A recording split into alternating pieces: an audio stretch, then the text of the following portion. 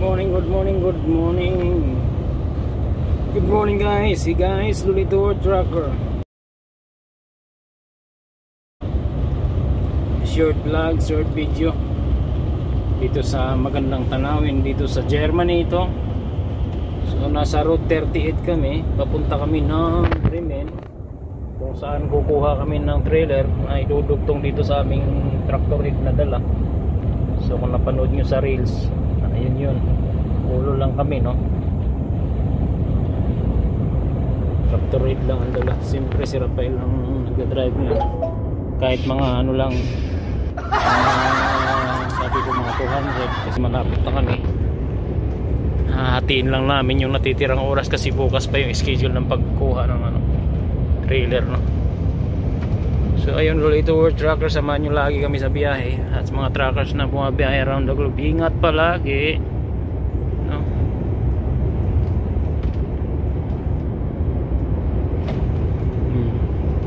Short lang, may mga ano na rin, ang mga nagdidilawan na rin yung mga ano. Ang kasunod dito ay maglalagas na.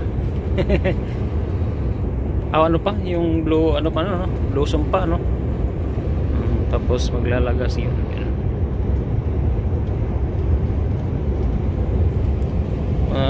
Patay lahat ng mga ano dun, windmill. Anong nangyayari dun? Diba guys, no? Talagang ano, maisan, no? Parang payat yung mais guys dito, Ayan, no, payat. Hindi nabunuhan siguro yun. So ilang minuto lang para may update kami dito sa biyaheng ito. Ang oras ngayon ay 1:24 ng hapon. Tanghali pala sa kahapono, no? Mahina ang ano nila, parang payat yung mais nila dyan.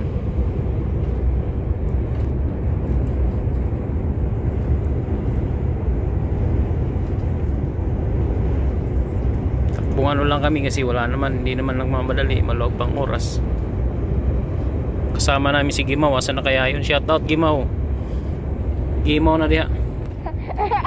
Gimaw diha.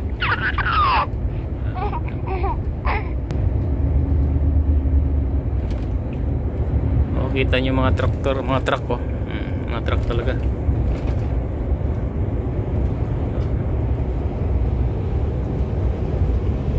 Transuhan, no? Mga baka. Yan, may nag-deliver yung kuliga doon, mga baka, gatas. Ano ng gatas yan, nice lang, maganda lang sa aking paningin, siyempre. So ayun, short video sa road 38 ng area ito. Tingnan ko muna kung anong area to. Ano pangalan ng lugar?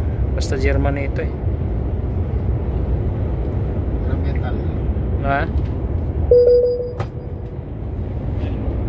Ramital, no? Parang eroplano tong truck namin, napaka-stricto. Makunti ka lang makaano ng ano dito. High-tech, super. Matawag na siya ng Star Wars. Okay ba? I-vlog ko rin itong loob ng tractor pag may time, pagka wala nang mga abubot sa loob. Daming abubot. Day 3. So yun guys, ito na yung trailer na bago, no? I-check muna natin lahat para alam natin kung ano. Ayan, bago. So ayan si Rafael. Wala siyang ano, wala siyang, hindi kayo mawawala to.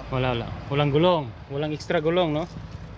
Ito yung box, ito walang naman, empty lahat yan. Isang kalam pa tayo. Okay. Ayan, so ikabit mo na yung plate number.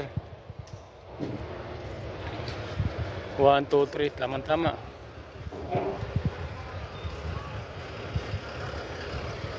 So para may update tayo dito. Yan, walang problema. Ano ito? So yun, okay. So ang titingnan nyo pag kukuha kayo yung chassis number. Pag sinabing chassis number, ito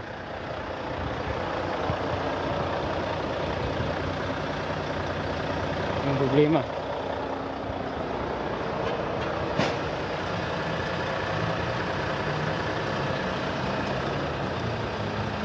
So okay. Okay pa, so right.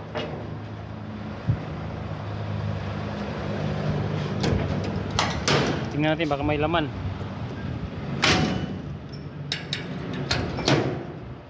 Okay. Everything's okay.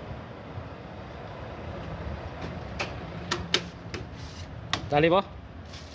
Oh, yan, bago lahat. Okay. Ciao. Kukunik na namin.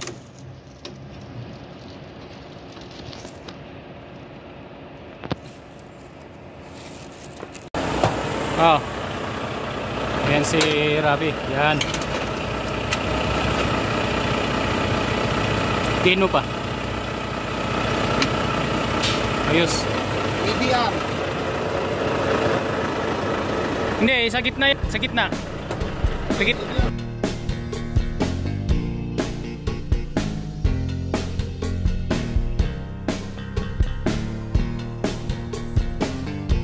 Oo, tama. Sige.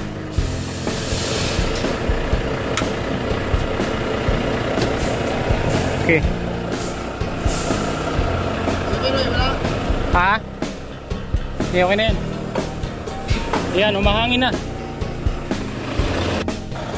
So ayun guys, nadugtong na natin, no. Nice na. So bali ang ginawa namin, tinanggal namin ito kasi nagagasgas. Ayan, nagagasgas, tumatama dito kaya tinanggal namin.